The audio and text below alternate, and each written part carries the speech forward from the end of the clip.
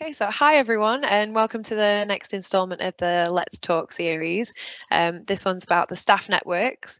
The aim of the Let's Talk series is to get everyone talking about a broad range of EDI topics. For this session, we're focusing on staff networks because the 8th of May is National Day for Staff Networks. And today we're having a chat with the co-chairs of the Women at Manchester Staff Network and the AllOut Staff Network to spotlight the networks and talk about how they support staff and contribute to the wider university community. The EDI Directorate often consults the staff networks to complete surveys or comment on matters related to policies and practices, and each network holds events related to their equality group throughout the year. So if everybody would like to introduce themselves. So I'm Steph Danson, EDI Project Officer in the EDI Directorate. And if we go for who's first on my screen, so Banji. Hello everyone, my name is Banji Adewumi, Director, Equality, Diversity, Inclusion. And Matt? Good afternoon everybody. Yeah, my name's Matt. I am a PGR and one of the co-chairs of AllOut. Emma? Hi, I'm Emma. I'm a Teaching Learning Student Experience Coordinator and I'm one of the co-chairs for the Women at Manchester Staff Network. Megan? Hi, I'm Megan. I'm a reading list assistant at the library and I'm one of the AllOut co-chairs. And last but not least, Lynn. Hi, my name is Lynn. I'm a lecturer in chemical engineering. I'm the academic co-chair of the Women at Manchester Staff Network. Brilliant. Welcome, everyone. So I'm going to ask you all some questions, and my first question is for Banji. So from an EDI perspective, why are staff networks important? Yeah, thank you very much, Steph. And may I also seize this opportunity to thank Megan, Matt, Lynn and Emma, and of course, other co-chairs of the staff network groups at Manchester.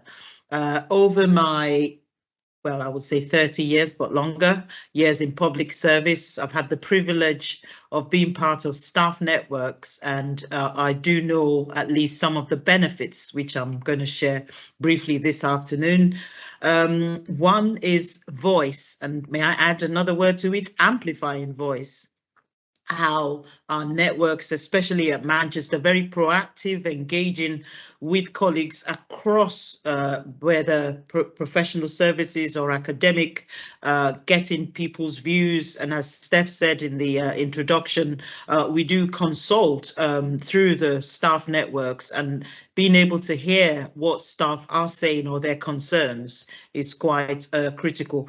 And last, so that I don't take up too much of the time, in terms of co-creation, there's lots that could be done behind the scenes without involving the people concerned. And I'm really pleased and proud in terms of how the networks, including those not on this platform at the moment, have been very critical or crucial in how we co-design intervention, how we improve on our policies and practices to ensure that indeed we are inclusive as an organization.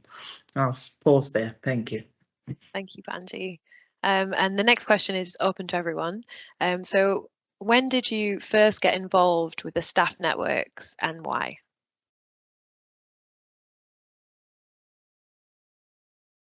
I'm happy to go. Oh no, go on, Lynn, you go. Sorry, just had my hands up. I would like to talk about my experience getting involved in Women at Manchester. I think from probably last year, I saw an email like circulated in the staff staff email list saying Women at Manchester. And when I see these topics, it looks very interesting. I was like curious, what is this? And I click into this and getting a lot of information, seeing so many event happenings and the war of women and very interesting stuff. So I'm thinking, oh, that is something I definitely wanted to join. So that is my story of joining Women at Manchester. That's brilliant, Lynn. And Megan? So I joined AllOut in, oh gosh, it was sort of December 2022, I think. Yeah, so it's, yeah, I've been chair of the network, well, a co-chair of the network just over a year. Started out with two other co-chairs who've since left the role, and now I'm co-chairing with Matt. which is great. It's only been a few months, but yeah, I feel like we make a good team so far. I was first drawn to the staff network because I was at a time actually where I was sort of exploring my own identity and sexuality a bit more, and sort of wanted to get more involved in a professional environment as well, and sort of see what I could do in that regard, if that makes sense. Yeah. Great. And Emma? Yeah, so just to touch on what Lynn said as well, so I also got involved with Women at Manchester because of this wall of women that she mentioned. So just to recap what that was, so Women at Manchester arranged a professional photographer, I believe her name was Jill Jennings, to take professional headshots of women and compile this in a wall of women for International Women's Day. And it was just to celebrate the uniqueness and diversity of the women who work here. I hadn't really heard of staff networks before this, and I also hadn't had a professional picture taken of me since I was at school, so it was a nice incentive for me to actually come to an event. I remember just thinking it was just wonderful. It gave me so much confidence, and it just made me feel valued. And the professional headshot that they took, you got to use for yourself afterwards. So I use this professional picture on absolutely every professional platform that I have. But I've changed my hair multiple times since then, so I don't quite look exactly like that anymore. But yeah, so after that, I just wanted to get more involved with the network, and so I put myself forward to help in any way possible. And so me and Lynn have been doing this now for just under a year, I think, a couple of months. And I think we've worked well so far together as well. Amazing. Yeah, I remember that wall of women as well. And Matt?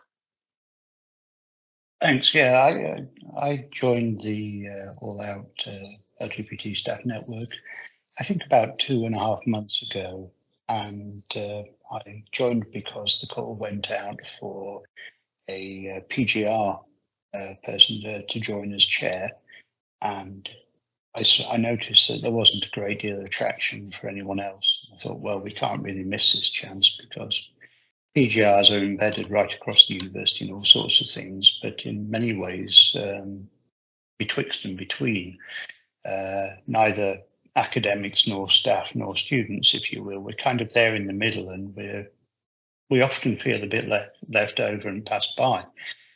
And I've long been thinking that it's probably one of the most mobile international communities that we have at the university is our PGRs coming from all over the world, staying here for 2 or 3 years and moving on. And people are coming from all sorts of different cultures, all sorts of different backgrounds. And they're arriving in Manchester, which is, in all reality, a quite tolerant, safe and open city. And it's a place where you can be yourself. You can arrive in Manchester and you can be who you know yourself to be. So I thought, we really need to get that message out to PGRs, and that's something I wanted to do. So when the opportunity came, I took it. That's brilliant insight, definitely. And following on from that, after you'd been involved with the staff networks, what made you, what drew you to becoming a co-chair?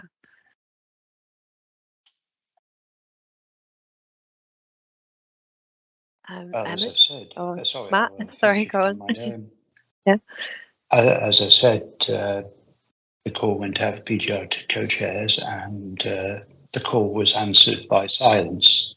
And when nobody else stepped up, I thought somebody needs to. I'm not doing a great deal at the moment because I'm on an academic interruption because of disability issues. So let me use what strength I have to support people who I can help. That's brilliant. And Emma? So I spoke a bit about the Wall of Women there, but I also, after the Wall of Women event, I got in touch with the previous co-chair, who was Adele McKinley, and she was the previous director of People in OD, I believe. She's very missed in the network, and we had a really interesting meeting where she told me about the network so far, and that even though there are thousands of women at the university, there's not that much interest really, and there's less than, I think there was about 250 people in the network at the time. So she just genuinely asked me, like, how can we promote this network? And so I offered my own services up in administration, event organisation, and I also talked about my passions. So I have a passion about football. I went to the Women's Euro final in 2022 at Wembley, and that was amazing. I have a legal background, and also I spoke to her about my personal experiences in life, my life as a young woman in Manchester, and everything just started clicking. And so we've been in post for the past few months, and I think myself and Lynn quite complement each other as well in terms of being co-chairs, because we are at different levels of the university in terms of like different life experiences, and I think that that's a really good thing to have in co-chairs as well. So yeah. Lynn, did you want to follow on from that? Yeah, as Emma said, we have quite different experience. So my experience becomes a co-chair. I think it starts from some of my personal experience, because I had 2 maternity leaves and which associated with 2 pregnancies and 2, breastfeeding periods. So I feel quite challenged myself to balance some of the life, personal life and academic life, because normally, after PhD studies will be the golden age period to build your own research career. But I took time for maternity leave, which I struggled a little bit to balance everything.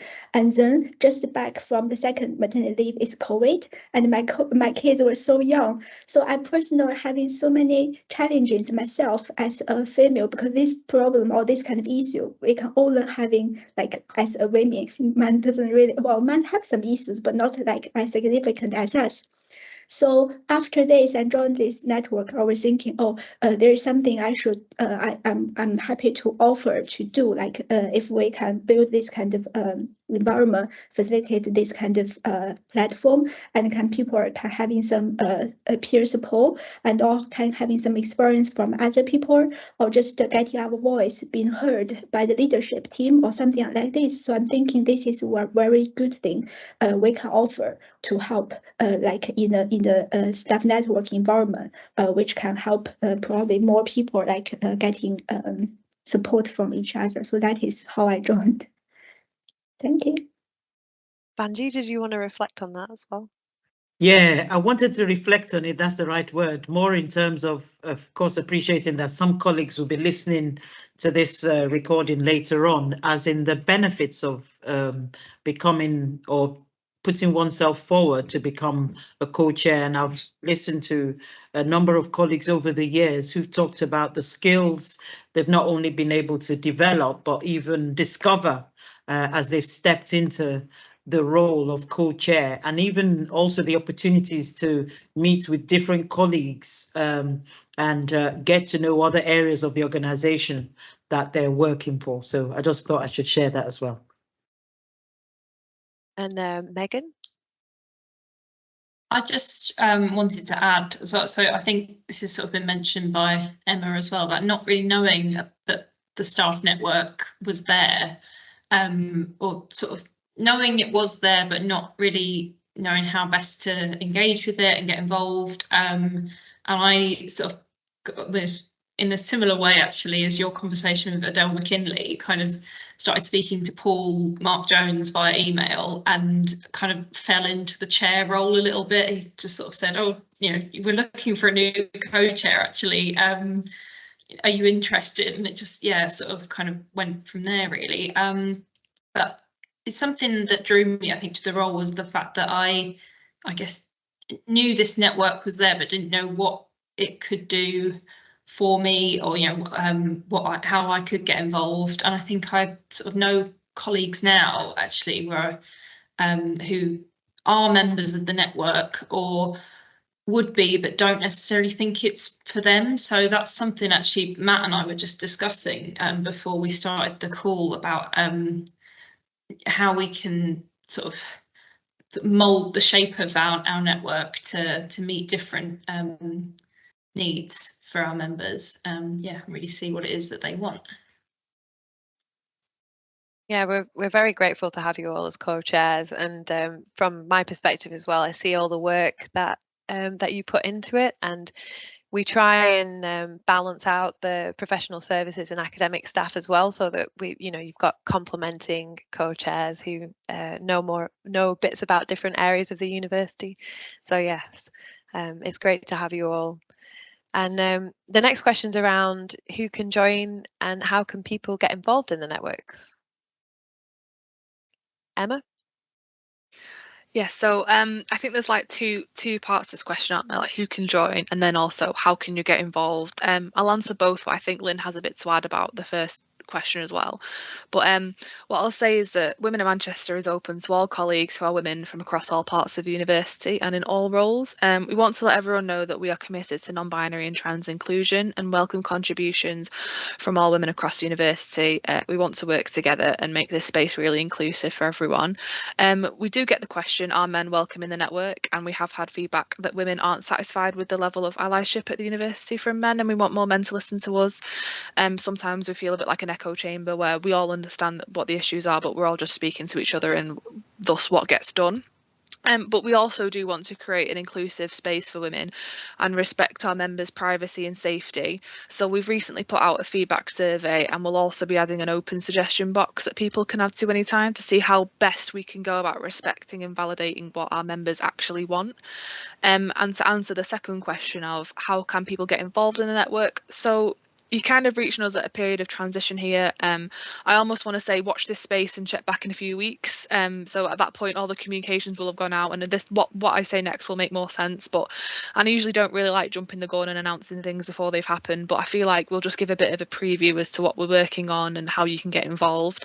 So we're currently forming a committee with officers and project managers to complement the existing behind the scenes volunteers, which are myself and Lynn were, I don't want to say struggling, but we're a bit overwhelmed running a successful network with nearly 600 people. So it's doubled in size in the past year.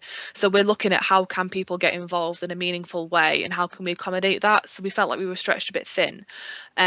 So hopefully this committee means that we can deliver on lots of action points in the feedback so our members will feel more involved and like they have a direct impact. And we want women to feel a sense of community and have safe spaces.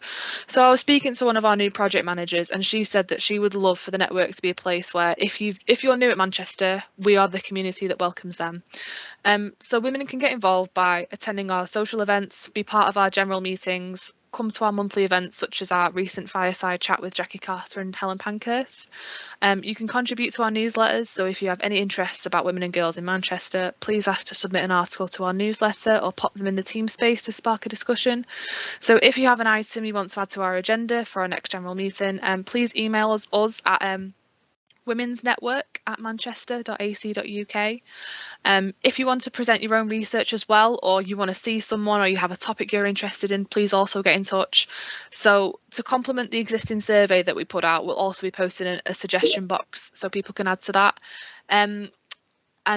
This next year we want to highlight internal talent and researchers, which we find that people are most interested in. So also if you want to get involved by sort of promoting a group or a network that you want to present at our next general meeting. So for example, if you have a book club or a hiking club or anything like that, please get in touch and you're welcome to present that at our meetings. So we're just reviewing that network survey that we put out, but we hope to go into the next academic year with a clear action plan for how our network can be influential but also a safe space for women, and we will clearly communicate this to all the whole network via Teams and listserv very soon in the form of like a relaunching newsletter. You'll get to meet our new committee and see the upcoming inclusive events, and we appreciate everyone's patience with this. And also, if you want to get involved, Staff Network Day is coming up on the 8th of May and we'll have a stall, so please feel free to pop round and we're happy to have a chat. Awesome, thanks Emma. I don't know if Lynn, you wanted to reflect on that before I head to Matt. Is that okay, Matt? Thank you for that. I just wanted to add in a little bit of comments because Emma has already talked about so many things and how people get involved.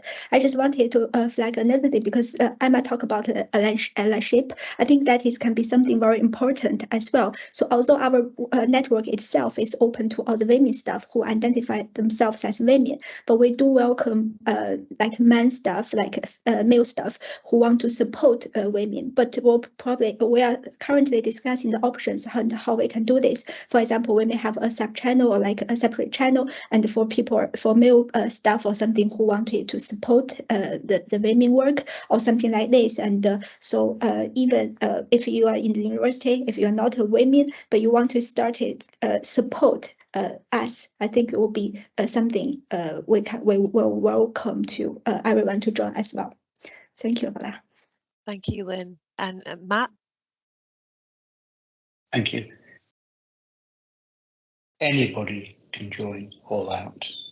Whether you think you are a member of the community, or you think you might be a member of the community, or you're not sure, or if you want to be an ally of the community, or you want to support somebody who is a member of the community who might think they are a member of the community. And by that community is broad. I mean, people joke about it as the alphabet community, and I don't think we've got quite every letter yet. I haven't heard one for Z, but yes, we're there for you, and you are welcome to join. If you want to join, send an email to lgbt@manchester.ac.uk and get in touch. And as for what you then do or how you can join, you can join one of our mailing lists. You can join one of our anonymous mailing lists if you actually want to find out more and to support us quietly, but you want to keep yourself to yourself. You can come along and take part in meetings. You can hear about it afterwards. There's many, many different ways people can join. And I think probably different to any other staff network, AllOut does maintain that level of anonymity because not everybody wants to bring their sexuality to work. And not everybody wants to be out to their colleagues, and I can understand that and I respect that. It's entirely up to you. We don't all have to be forced. You know, we don't all have to wear a rainbow on our lanyard or on our sleeves or whatever. We don't all have to shout. We don't have to be all out. Some of us are very happy being all on the sidelines. So yeah, if you want to join, you can, and we have many ways you can join and many ways that you can either sit on the sidelines and listen or be an active member. That's brilliant. I think that's a really important point, that the staff networks are for sharing information as well, and you don't have to go to every event and do everything, but being part of it is really important. Thank you for that. So the next question is around what the challenges have been in co-chairing the networks and how you've overcome them. I'm happy to go first on this one.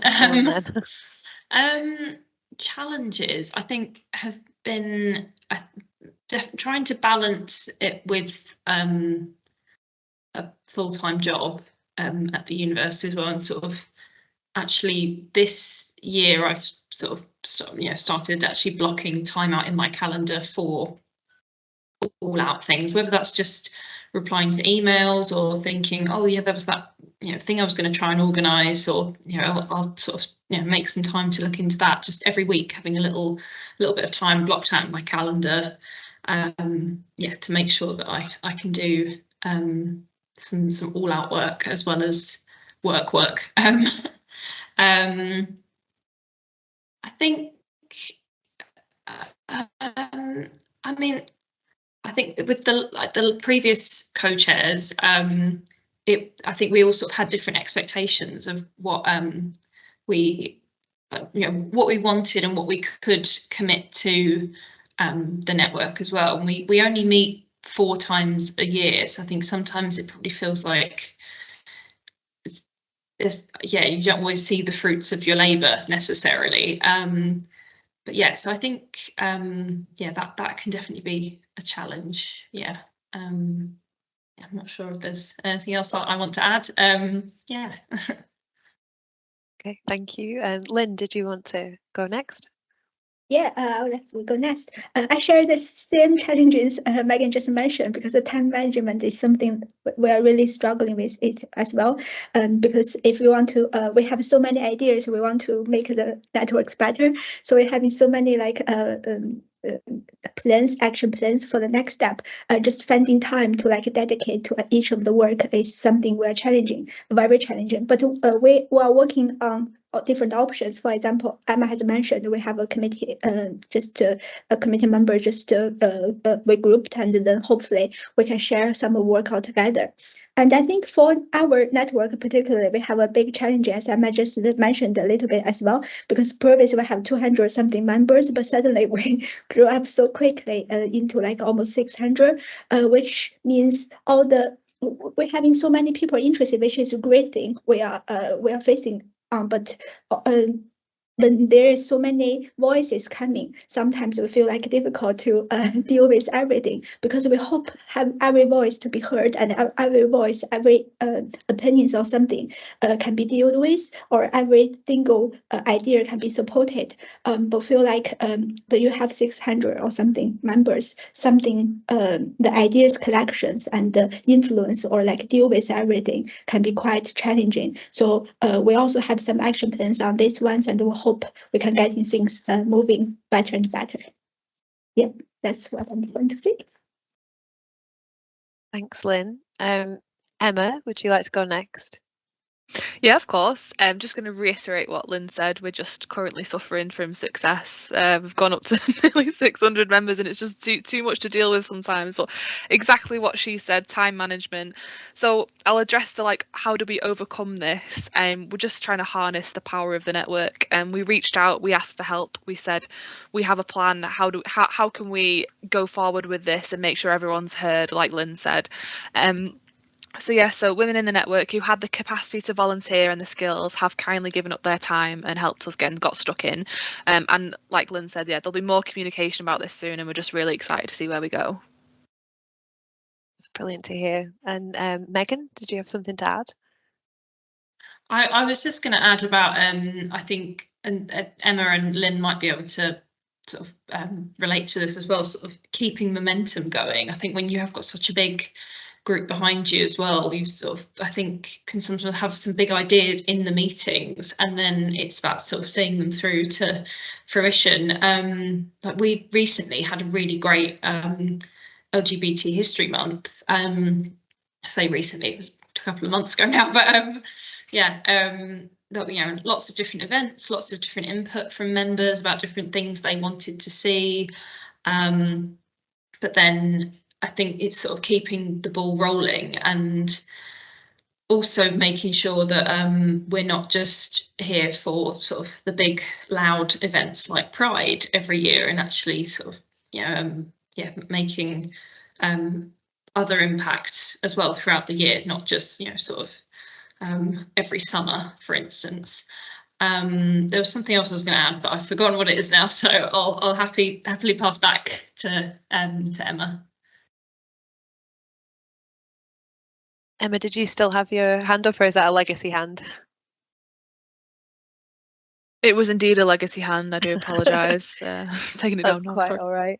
Banji, did you have Yeah, just on that point of challenges, and it was very helpful just listening to colleagues share their experience, and I'm sure it would be similar to what others would say. I just wanted to highlight how it's in listening to our colleagues like yourselves that we would hopefully be able to design the supports, intervention where required. So, for instance, we have reached out to the organization that actually set up Staff Network Day. And again, I think it was Emma who was saying, not wanting to talk about what's not been done yet, but we're planning to have a development session for all co-chairs in July, I believe. The date will be communicated to all the co-chairs, and we'd also welcome your views as to how we could support you. So, for instance, we've heard from some colleagues that they will benefit from having a mentor or a coach, and how can we formalize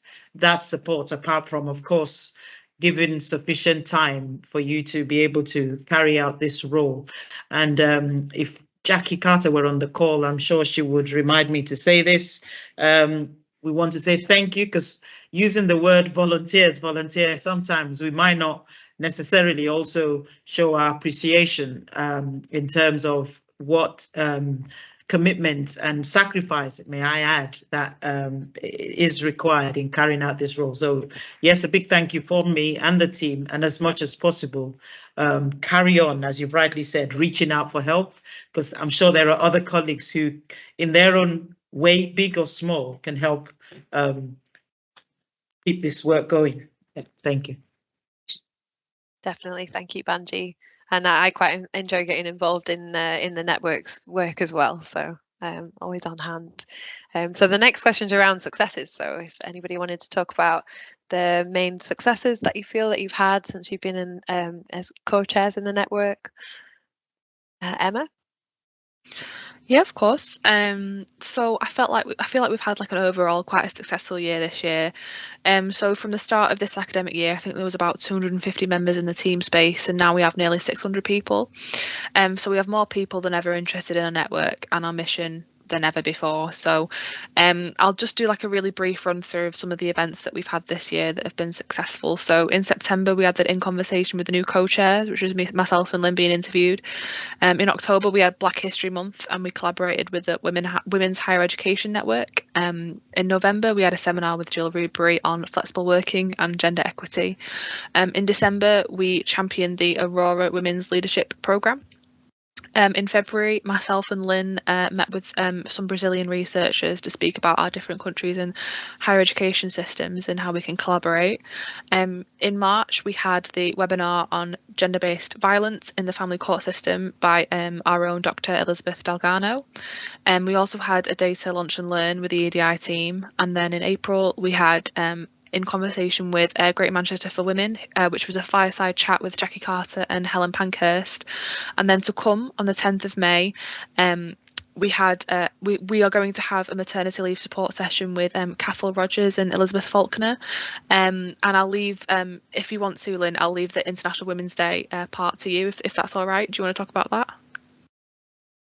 Yeah, okay, I'm happy to talk about that. So addition from all the event Emma has mentioned, we're also having a very big celebration of International Women's Day on the 7th of March. We're having 147 tickets sold to the event. Additional to that, we have 55 people joining online, so taking the overall attendance to nearly 200 in total. And also we have our president, Nancy Raswell, giving his last talk to the Women's Network as a president. And she will become the friend of the network after that. And also we have Professor Rachel Cohen update on the Agnes Wynn Sobel Award, which is the award this year. We are excited for that. And also we're having a lot of like different kind of speakers and panel discussions on different kind of issues or problems or like successfuls regarding to women's. And also we're having over 20 expressions of interest in taking volunteer roles to help the whole network to grow up. And also we send up some of the network survey, which has well responded to, now. So we have still analysis data to announce all the results to the staff network. But we're having so many things ongoing at this period. And also we have, as mentioned, I mentioned a little bit, we're having the newsletters and some communications, a lot of things happening this year. That's brilliant. Megan, do you want to come at it from an all-out perspective? Yeah, sure. I mean, I probably won't be able to list our successes as eloquently as you both just did, but I think our meetings are probably one of our big successes, because a lot of chat is generated from, this is what kind of goes back to what I was just saying about keeping momentum going, is sort of making sure, okay, this is, clearly like a topic of interest for many of our members, then what can we do next? Who's sort of willing to get involved with some next steps from that? And I think adding sexuality to the pay gap report that came out recently was something that was brought up in one of our meetings. I think Paul Mark Jones's ongoing work with sort of like not repurposing, but changing the toilet spaces that are, toilets and changing spaces on campus is something that regularly comes up in the meetings. And it's, another kind of like lots of small wins in a way, that one, because sort of when we find out that in different spaces being updated and different work's going on in that area. Trying to think of some other successes now. I think, as I say, it's just sort of making sure that we're sort of always in touch with our members and what it is that people want to see and the support that they want to receive for different events or initiatives. did you want to say anything about the Pride celebrations as well? Because I know that the AllOut network does a lot in relation to that. Yes, that's very true. Yeah, I don't know why I'm always hesitant to bring up Pride, because I just think that, well, that's probably all people think we're here for. But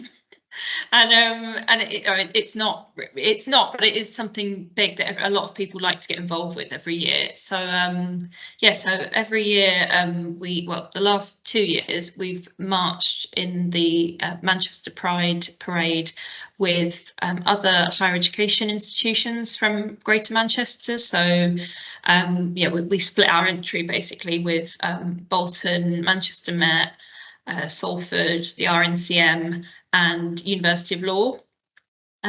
This year, as it's the bicentenary year, we're decided we're going to march on our own. So we're going to have sort of that whole Pride entry will just be for our university. So hopefully we can get some more people in the parade with us, and potentially a vehicle of some description, some kind of float. But yeah, it's, as I say, it's something a lot of people sort of want to get involved with, and not just in the kind of the fun side of the walking and everything. A lot of people, really gratefully put their hat in the ring and say, yep, I can help you organise that, or I work in that particular area, let me offer my expertise in, even just things like, oh, I know someone from estates, I can ask them about what kind of vehicles we've got, or what kind of car parking we could use, and things like that even. So as I say, we're planning this year's parade entry. We're also planning to have a civic engagement presence though in the so not just in the parade but over the whole weekend in the I think they call it the Pride Village or the Festival Village. On Canal Street, we're going to hopefully be doing that as well. So I've been in touch with the social responsibility team to see what kind of materials they could give us to collaborate on with that as well. We sort of use that as an opportunity to promote Manchester as a safe place for people who identify as LGBTQ IA+ to work or study or research. Thanks, Megan. I've really loved being part of the network as well. It's such an inclusive place, and it's made me feel very welcome anyway. So and then I guess, what's the vision for the future of your networks? How do you see things evolving? Maybe a couple of points on that. Matt, would you like to go first? Oh, you're on mute. Excellent. Can you hear me now? I can, yes. I had to mute for a moment or two because I didn't want you all hearing me suffering the last few minutes, but I'm back in the room now. Just to demonstrate how totally unscripted our answers are today, Megan and I haven't rehearsed this, and this is very definitely my vision rather than our vision. And my vision stems from something that I read last year, which really resonated. And if you don't mind, I'll share it with everybody on the call just now. Pride is important because somewhere out there is a confused teenager or young person who still thinks that maybe being dead is better than being gay, and that's not okay. So for me, I want to take forward just the idea that Manchester is, and I've said it before, Manchester is a safe place to be yourself. So whoever you are, you come to Manchester, we want to welcome you. Some people might want to embrace you, others might not swing that way, but we want to welcome you, we want to support you, and we want you to be yourself. And that's my vision for the network, a network that supports people to be themselves. Thank you. Megan, did you want to reflect on that before I head to Emma? Yeah, sure. I was just going to say, actually, we didn't need to rehearse that, because I do completely agree with what Matt's just said. We do welcome everyone, and I think one thing we have sort of spoken about recently, especially since Matt's become a co-chair, is actually, I think one of our sort of visions for the near future is actually changing the name of our network. We sort of discussed this with members at our last meeting, and actually, what does the word the words all out actually mean for us and our members.